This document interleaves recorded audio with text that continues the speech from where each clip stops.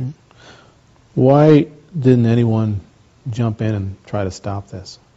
I don't know. I mean, it's hard to explain that. I mean, on the one hand, I think you've got a bit of that phenomena where, you know, you got the famous case of the woman in Brooklyn who got stabbed in front of 38 witnesses and none of them called the cops. There's a famous 1964 case that people always talk about how people are basically irresponsible or whatever you want to call it.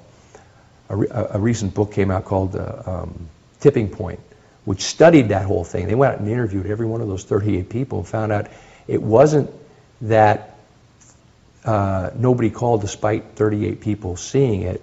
It was precisely because 38 people saw it that nobody called.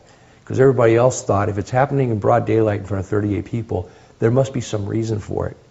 Or they thought somebody else is going to do something about it. Okay, there's that part of it.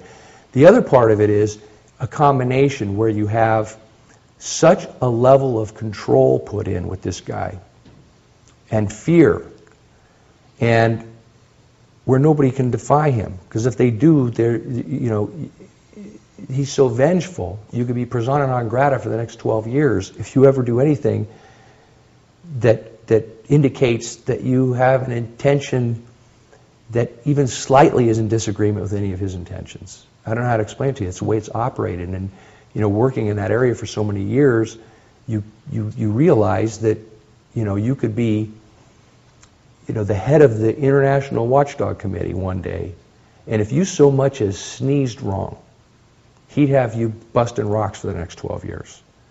And so there was that fear factor. Interestingly, you say, how could somebody hold people in a spell like that? One of the ways he's done it is to identify himself successfully, at least internally, and I think with the public of Scientology, that he is somehow the anointed one, appointed by L. Ron Hubbard to carry forward the legacy. It's a complete and utter 100% bald-faced lie. But he successfully orchestrated it, and they believe it. And when they believe that, they're willing to do almost anything. Okay. So because people don't fight back, they just sit there and take it? They just cower and just accept the attacks? Yeah. Yeah. I mean, that's not the way I dealt with it. Mm-hmm. Okay. I defended myself. And of course, when I defended myself, he only laid gloves on me twice. Both times he hit me in the midsection, and I flexed my abs, and he ended up hurting his hand and screaming at the top of his lungs to his wife, "Do you see that, Shelley? He's trying to kill me. Look at him. He's clenched. He wants to kill me. He's evil.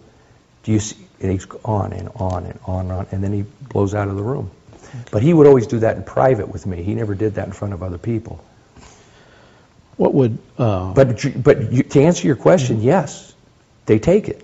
They take it? They take it. They just cower on the floor? Just... They get in the fetal position. Mark Yeager, I've seen him in the fetal position numerous times, you know, just covering up to cover his vital parts, because the guy will start kicking on him, throwing big volumes at him. You know, books? Like, yeah, the big green volumes, or the red volumes. Boom! Throwing water bottles, you know, 16-ounce water. He throws water bottles at women. Now, I've never seen him go out, literally strike with his hand a woman, but I've seen him throw water bottles at women. Filled with water? Filled with water. Mm-hmm. And the volumes you were talking about, the size of what, like an encyclopedia or a like an Bible? Encyclopedia Britannica, like that thick, mm-hmm. you know, that big. Mm-hmm. Did anyone ever have to be treated medically for this? For these beatings? I don't know. I bet you Rinder had to go to a chiropractor. I mean, he messed his neck up pretty good. Would anyone have occasion to report this to the authorities? Why did that ever happen? Well, that's kind of requires a longer answer, I guess. It's sort of that whole thing of you're programmed into this existence and this mindset, you know, and when you leave it, it takes a while to decompress, you know, and get your bearings straight. Like, it took me like 4 years. You know what I'm saying? Mm-hmm. Well, I think that's probably a short runway for a guy who's been in for 27 years. You understand what I'm saying? I've talked to people now that I've been out on the internet. I mean, I've got people coming out of the woodwork contacting me who I don't even remember. I mean, they were tight 20 years ago, and now they're talking for the first time. You know, so you kind of learn to pent it up within you. So the funny thing is, I don't think that by the time anybody kind of decompresses, goes through the decompression cycle and gets their life back together, I think the statute of limitations are shot. Quite frankly, I think that's why this guy hasn't been serving time for A and B, assault and battery. Do everyday Scientologists practicing around the world know about this? Oh, absolutely not. They have no clue. What would they think, do you think, if they knew about this? I don't know. We'll see what they think. They're about to find out about it. We'll see what they think. I mean, he really stage manages his public relations with these people. Tom, he goes this far. In Clearwater, in his special apartment, he's got a tanning table. So the day before the event, he looks nice, healthy, clean. He's got a biographer for L. Ron Hubbard, who's supposed to be doing the L. Ron Hubbard biography. He's been on the payroll for 15 years to get the biography done. He'll never get it done because he's writing Dave's speeches for the 5-6 events a year that he does.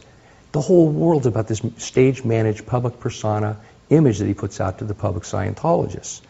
But while he's doing the salon table, he's got Rinder and Yeager and Guillaume and these people that are going to be co-speakers with him staying up night after night after night before the events, constantly changing their speeches so they're going to fumble when they get to them, so that when he gets out there, he looks like a movie star compared to these guys that are up there with him. It's pretty twisted.